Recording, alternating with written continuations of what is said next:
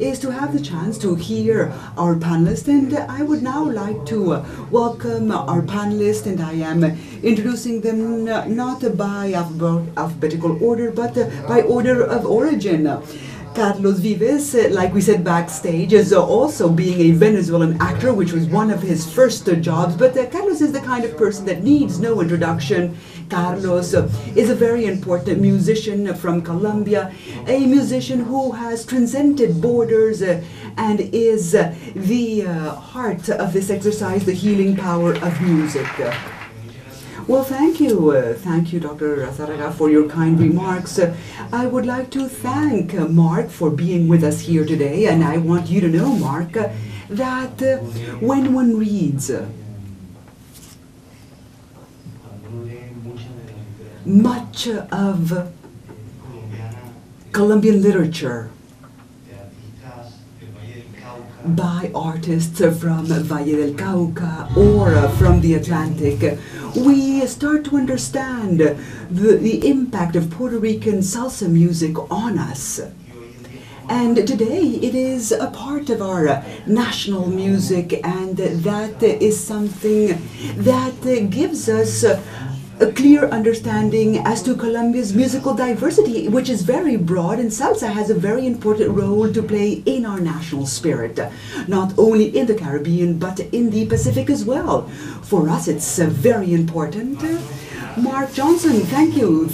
I didn't know Mark, and I was truly impressed by his work, and I think that my contribution will be to tell you that we are a country that is a power in music, that we have failed to understand that, but the nature of the Colombian music is overwhelming and has given rise to many genres, to many musicians, and that speaks beautifully of our country, not just because of its geographical diversity, but because of its human and cultural country, a very diverse country. And I heard that we are going to have some very interesting mining projects, and I understand that mining is going to be a very important economic front, and I believe that music continues to be a mine in itself. At our Amazon region, our Orinoco region, they're all music schools, all very different, bonded maybe by our Spanish origin, our African origin, and also by the native component.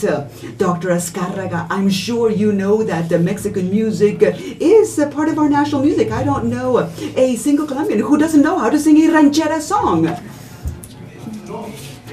And I know them all the ones that Jose Alfredo has raised custom, and I used to love that. And I started by saying that simply because I want you to know that we have received music from all these countries that we have come to take as our own. We relate to it because in the end we are either very close relatives, cousins, even brothers, and sometimes we forget that familiarity, and sometimes we actually come to forget it. But I think that music helps us reunite, love each other, and in my country, had we not had this musical nature, it would have been far more difficult to bear many of the very difficult things we've lived in our history because of our conflicts and difficulties. And I am convinced that music has cured us from the very beginning and has helped us see that our disease does have a cure. It does have a solution.